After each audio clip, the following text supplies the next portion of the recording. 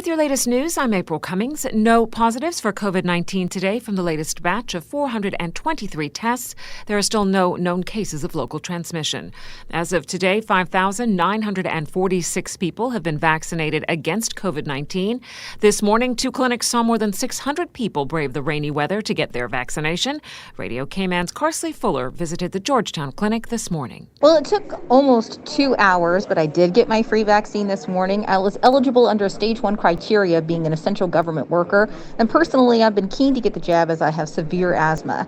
HSA staff, security guards, and police were on hand with umbrellas and water bottles, making sure today was as orderly as possible and moved quickly considering the large turnout. I spoke to a couple of people who are on either side of me to find out why they wanted to take the vaccine. It's better to be safe than to be sour. That's really pretty much it for me. That sounds easy. Yeah, because I've grew up taking vaccinations from a kid anyway, so, and why not take this one? You never know. I just think it's the right thing to do. I've had vaccinations now, measles, mumps, all those for years now, and it had no effect, so I don't see why this wouldn't be. This just feels right. And once in front of the nurse, it was over in a flash, just a quick stick, some notes on my fresh vaccination log, and I was good to go. The HSA will continue to host clinics as the vaccines remain available. Reporting for Radio Cayman News from the COVID-19 vaccination clinic at Georgetown, I'm Carsley Fuller. Police are investigating a robbery in West Bay last night. Radio Cayman's Dion Anglin has the details. Just before 10 p.m., officers were dispatched by the 911 Communications Center to Town Hall Road. According to the report, a woman walking in the parking lot of an apartment complex on Town Hall Road was approached by 2 men. One brandished a handgun. The woman was pushed to the ground, and the men took her handbag with cash inside, electronics, and other personal items before running away. The men are described as short and slim, last seen wearing dark clothing, wearing their shirts as masks to cover their faces. The incident is being investigated by the Criminal Investigations Department, and detectives are encouraging anyone with information to call the West Bay Police Station at 949-3999. Reporting for Radio Cayman News, I'm Dion Anglin. The Family Resource Center is gearing up for the first Father's First program of the year. Radio Cayman's Felicia Rankin-Solins has the details. Andre Bailey, program facilitator with the Family Resource Center, says the Father's First program is focused on supporting positive parenting. It's really an interactive session that equips fathers with tools to build healthy relationships with their children. The program is generally geared towards fathers who are living outside of home of their children, so they get that parenting experience and that parenting knowledge to work with their children, even though they're living outside the home. The program covers parenting responsibility, effective communication, and more. We talk about managing children's behavior, building that strong support network for the children, and of course managing conflict with the children, conflict with the co-parent, and ensuring that fathers are given those tools to effectively carry out their duties, their roles as fathers to their children. We want, of course, to build strong bonds within families, and we understand the important role that fathers play in developing that bond. The FRC has received positive feedback from past cohorts, which made them certain the program was needed for 2021. Fathers have benefited tremendously from it. Of course, we know that there is no manual for fathering, but given the information and given the group dynamics and the sharing among the men, it really empowers them and gives them that and that ability to go forward now and to really make a positive, meaningful impact in their children's lives. The free program lasts 10 weeks, every Monday, starting February 1st from 6 to 7:30 p.m.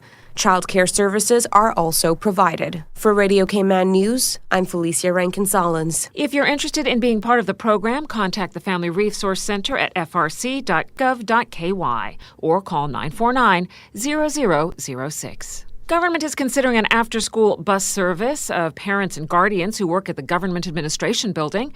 A survey has been launched by the Ministry of Planning to gauge interest on the plan. The proposal would be for a bus to pick up students from various schools along Walkers Road and then bring them to their caregivers at GAB. Parents could then proceed with their normal after-school options.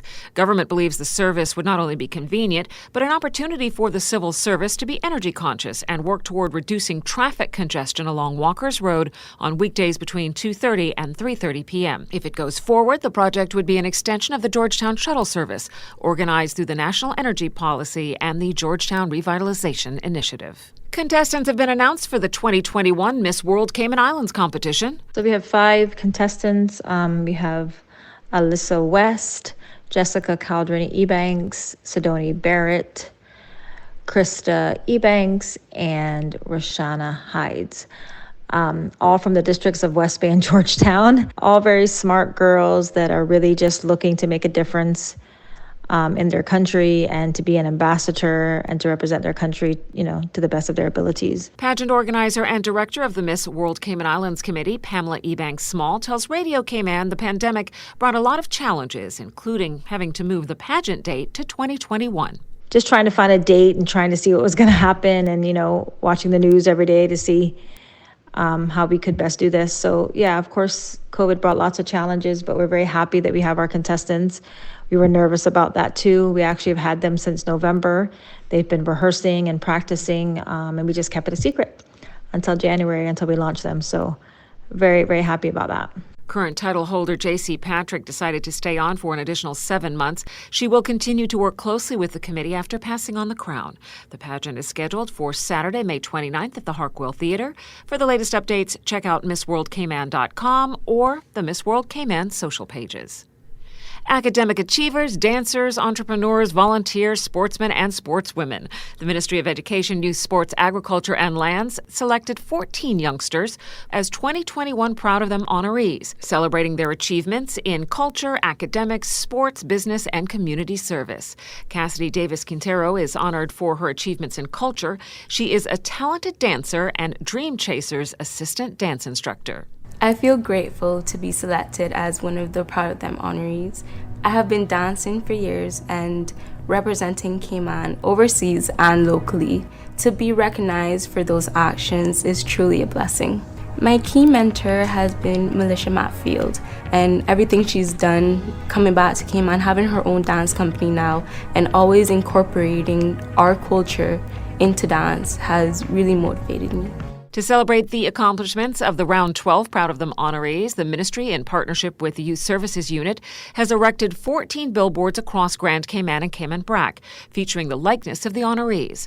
For more on Cassidy's achievements and the rest of the Proud of Them honorees, check out the Cayman Islands Youth Services YouTube page.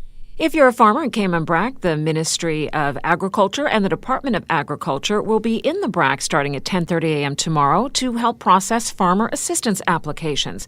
Staff will be located at the Agriculture grounds in the Department of Agriculture building in the Brac from 10:30 a.m. to 5 p.m. tomorrow, and again on Friday from 9 a.m. to 4 p.m. As we reported right here on Radio Cayman recently, the Honorable Juliana O'Connor Conley, Minister responsible for Agriculture, said that the ministry had set aside $1 million to help farmers, especially those negatively affected by the COVID-19 pandemic, gain access to seeds, fertilizer, and other essential agricultural input. That is your latest local news from Radio Cayman's newsroom. I'm April Cummings.